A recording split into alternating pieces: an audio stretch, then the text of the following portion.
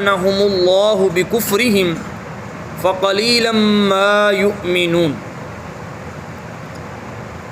اللہ رب العزت نے ارشاد فرمایا کہ پیارے حبیب وہ لوگ، واو کا مطلب اور، قالو وہ کہتے ہیں، قلوبنا غلف ہمارے دلوں کے اوپر غلف ہے۔ غلف سے مراد غلاف بھی ہے، غلف سے مراد پردہ بھی ہے، اور غلف کے مفسرین نے اور بھی معنی جات بیان کیے ہیں۔ یہودی اور دوسرے مشرکین مکہ کہتے ہیں کہ ہمارے دلوں کے اوپر پردہ ہے۔ بل لعنہم اللہ، اللہ رب العزت نے فرمایا بلکہ لعنہم اللہ، اللہ نے ان کو اپنی رحمت سے دور کر دیا ہے۔ لعن کا مطلب یہ ہوتا ہے لعنت، اور لعنت کا مطلب یہ ہوتا ہے کہ اس کی رحمت سے دور کر دینا۔ بکفرہم، ان کے انکار کی وجہ سے، جو وہ انکار کرتے تھے۔ فقلیلا ما یؤمنون، پس ان میں سے کچھ تھوڑے ایسے لوگ تھے جنہوں نے مانا، یا اس کا دوسرا ترجمہ کر لیں کہ فقلیلا ما یؤمنون، ان میں سے کچھ ایسے لوگ تھے جو تھوڑی سی بات کو مان لیتے تھے اور زیادہ بات کا وہ انکار کر دیتے تھے۔ اب یہاں پر قلوبنا غلف، یہاں پر مفسرین فرماتے ہیں کہ غلف سے مراد وہ یہ کہتے تھے کہ آقا علیہ السلام کا کوئی بھی آپ کا بیان، آپ کا یعنی کہ آپ کا معجزہ یا آپ کی کوئی بھی کرامت، آپ کی کوئی بھی گفتگو، وہ ہمارے دلوں پر اثر نہیں کرتی۔ ہمارے دلوں پر غلاف ہے کس چیز کا؟ تورات کے نور کا، زبور کے نور کا، یا پھر جو ہے دیگر کسی ہمارے بڑوں کے ان کی جو باتیں ہیں یا ان کی جو کرامات ہیں یا ان کی جو گفتگو ہے، ان کے نور نے ہمارے دلوں کے اوپر پردہ رکھا ہوا ہے۔ سمجھ آ رہی ہے؟ یہاں پر غلف سے مراد یہ وہ کہتے تھے کہ ہمارے ہاں تو پردہ، یعنی کہ جس طریقے سے کوئی بھی چیز ہے اس کے اوپر جو گھٹا یا کوئی ڈسٹ وغیرہ ہے اس سے بچانے کے لیے جو قرآن مجید کے اوپر پردہ ہم ڈالتے ہیں، غلاف اس کو بھی کہتے ہیں۔ مگر ان کی نیت یہ تھی کہ ہمارے جو دل کے اوپر جو پردہ ہے وہ غلاظت کا پردہ نہیں ہے، بلکہ وہ پردہ اللہ کے نور کا پردہ ہے۔ وہ کہتے تھے کہ تورات کے نور کا پردہ ہے، زبور کے، انجیل کے، دیگر اللہ کے نبیوں کے احکامات کے نور کا پردہ ہے۔ ہمارے اوپر یہ آپ کے نبی کی گفتگو اثر نہیں کرے گی۔ اللہ رب العزت نے فرمایا قلوبنا غلف، آپ کے جو دلوں کے اوپر جو پردہ ہے یہ اس نور کا نہیں ہے، بلکہ بل لعنہم اللہ، بلکہ اللہ کی لعنت کا پردہ ہے۔ کس چیز کا پردہ ہے؟ اب یہاں پر قلوبنا کا لفظ گزرا، اب کچھ مفسرین نے فرمایا کہ اس سے مراد دل ہے، قلب سے مراد دل ہے، اور دل انسان کا یہ ایک لوتھڑا ہے۔ اور کہا کچھ مفسرین نے فرمایا کہ قلوبنا سے مراد ذہن ہے، سوچیں ہیں، یعنی کہ ہر وہ چیز قلوب کے اندر آ جاتی ہے جو چیز ہدایت کو لینے والی ہوتی ہے، یا جس کے چیز کے ذریعے بندہ ہدایت یعنی کہ اچھائی اور برائی میں تمیز کرتا ہے، نیکی اور بدی میں تمیز کرتا ہے۔ اللہ رب العزت نے فرمایا قلوبنا، اب اس سے مراد یا تو دل لے لیں یا ذہن لے لیں، یا پھر وہ ایسا لطفہ لے لیں یا ایسا مادہ لے لیں کہ جو نیکی اور بدی کو کے اندر تمیز کرتا ہے۔ اعوذ باللہ من الشیطان الرجیم، بسم اللہ الرحمن الرحیم۔ اگلی آیہ مبارکہ کی جانب ہم چلتے ہیں۔ وَلَمَّا جَاءَهُمْ كِتَابٌ مِّنْ عِندِ اللَّهِ مُصَدِّقٌ لِمَا مَعَهُمْ وَكَانُوا مِن قَبْلُ يَسْتَفْتِحُونَ عَلَى الَّذِينَ كَفَرُوا فَلَمَّا جَاءَهُمْ مَا عَرَفُوا كَفَرُوا بِهِ فَلَعْنَةُ اللَّهِ عَلَى الْكَافِرِينَ۔ اس آیت مبارکہ کا، پچھلی آیت مبارکہ نمبر 88 تھی، یہ 89 نمبر اگلی آیت مبارکہ ہے، اس کا تعلق پچھلی آیت مبارکہ سے ملتا ہے۔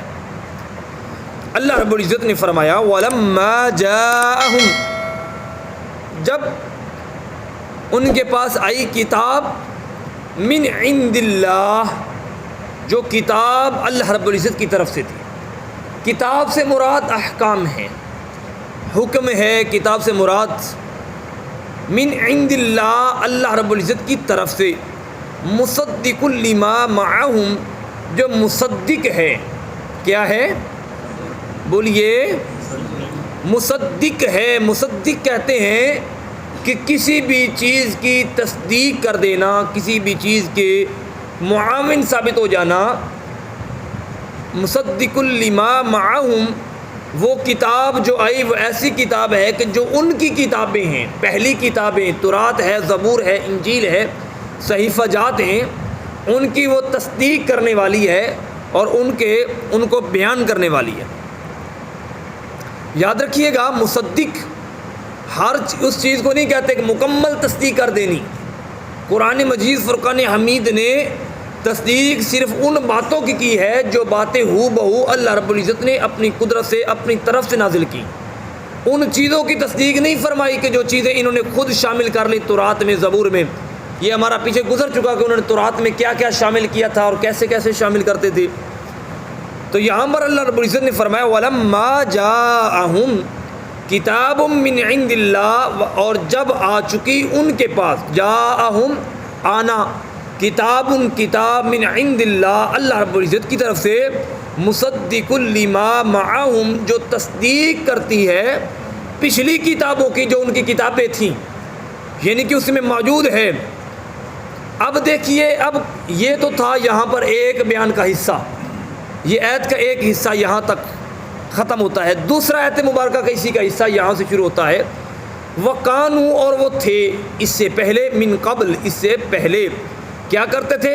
یستفتحون، وہ غلبہ حاصل کرتے تھے. اس سے پہلے وہ یستفتحون، فتح حاصل کرتے تھے، غلبہ حاصل کرتے تھے، اپنی جیت حاصل کرتے تھے. علی الذین کفروا، دوسرے لوگوں کے اوپر. کفروا سے مراد انکار کرنے والے ہیں. ہر جگہ کے اوپر کفروا کے مطلب، کفر کا ویسے بھی مطلب انکار کرنا ہوتا ہے، تو یہاں ہم لغوی معنی کرنے جا رہے ہیں. فرمایا کہ وہ فتح حاصل کرتے تھے علی الذین، ان لوگوں کے اوپر، کفروا جو انکار کرتے تھے. کس کا انکار؟ اب ان کے دوسرے گروہ کا. مثال کے طور پر اوس کی اگر لڑائی ہے، قبیلہ اوس کی، تو وہ خزرج ان کا کافر ہوا. یعنی کہ جو بھی انکار کرے کسی کم کا. اب فار ایگزامپل، مثال کے طور پر ہم کفار کو کافر اس لیے کہتے ہیں کہ وہ سرکار مدینہ صلی اللہ علیہ وسلم کی نبوت کا کیا کرتے ہیں؟ انکار کرتے ہیں. اور اسی طریقے سے ہم وہ اگر بالفرض کافر، وہ ہمیں کافر کہہ سکتے ہیں. اس لیے وہ کہہ سکتے ہیں کہ یہ ہمارے نعوذ باللہ، یہ ہمارے ہندو وغیرہ کا، یہ جو بتوں وغیرہ کا انکار کرتے ہیں، انکار کرنے والے کو کافر کہتے ہیں. اب وہ اصلی معنی میں موجود ہے یا نہیں ہے، ہمارا لغوی معنی اس کا یہ بنتا ہے. اچھا، وہ کیا کرتے تھے؟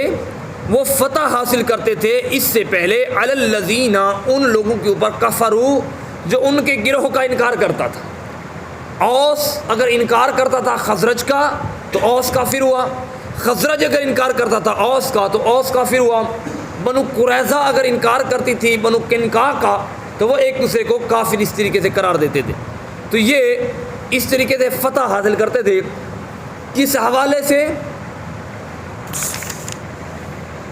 یہ فتح اس حوالے سے حاصل کرتے تھے، یہ تورات کی کتاب کو نکال کے بیٹھ جاتے. اب یہ فتح حاصل کرنے کا راز میں بیان کرنے جا رہا ہوں.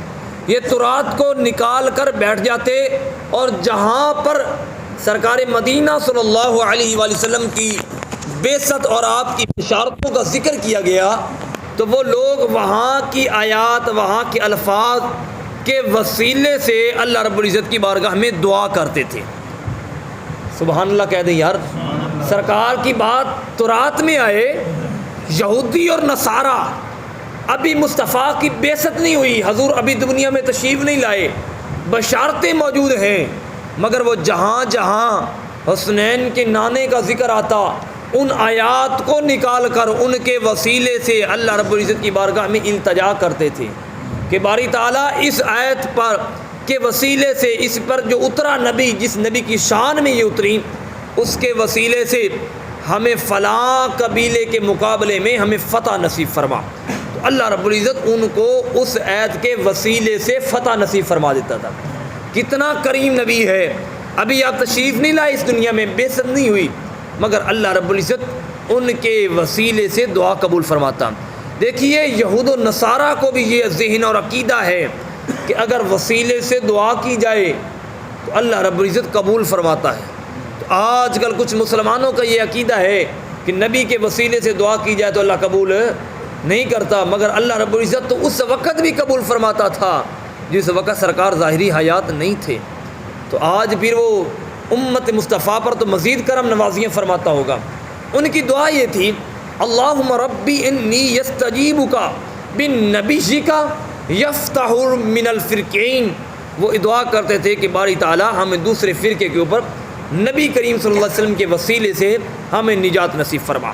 اچھا اب یہ طریقہ تھا ان کا. فلما جاءہم، جب ان کے پاس آیا، ما عرفوا، وہ چیز جسے وہ پہچانتے تھے.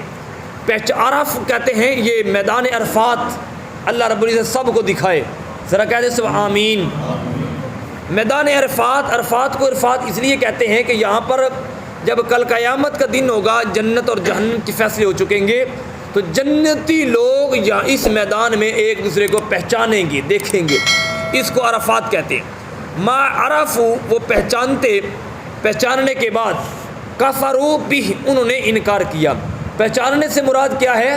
سرکار مدینہ صلی اللہ علیہ وسلم کی بعثت کے بعد انہوں نے پہچان لیا کہ یہی وہ نبی ہے جس نبی کے وسیلے سے ہم کیا کرتے تھے؟ دعائیں کرتے. کیا کرتے تھے؟ دعائیں کرتے تھے. کفروا، انہوں نے کیا کیا؟ انکار کیا. بھی اس کے ساتھ اللہ رب العزت نے پھر کیا کیا؟ فلعنت اللہ، اللہ نے ان کو اپنی رحمت سے دور کر دیا، ان کے اوپر لعنت ڈال دی. یاد کریے گا کہ یہ ہم ایک دوسرے کو جو لعنت ڈالتے ہیں یہ بڑا قبیح عمل ہے، یہ بہت سخت ترین عمل ہے. انشاءاللہ پھر آگے مضمون بھی آ رہا ہے، پھر میں لعنت کے حوالے سے مزید ڈالوں گا کہ لعنت یہ نہیں کہ بتاؤں گا کہ لعنت کیا ہوتی ہے اور کس لیے کس کس نبی کے اوپر نے لعنت ڈالنے سے کیا کیا وعیدیں فرمائی ہیں.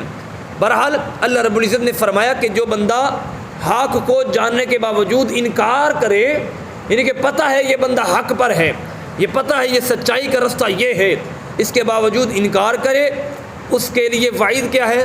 فلعنت اللہ، اللہ اس پر لعنت فرماتا ہے. علی الکافرین، انکار کرنے والوں کے اوپر.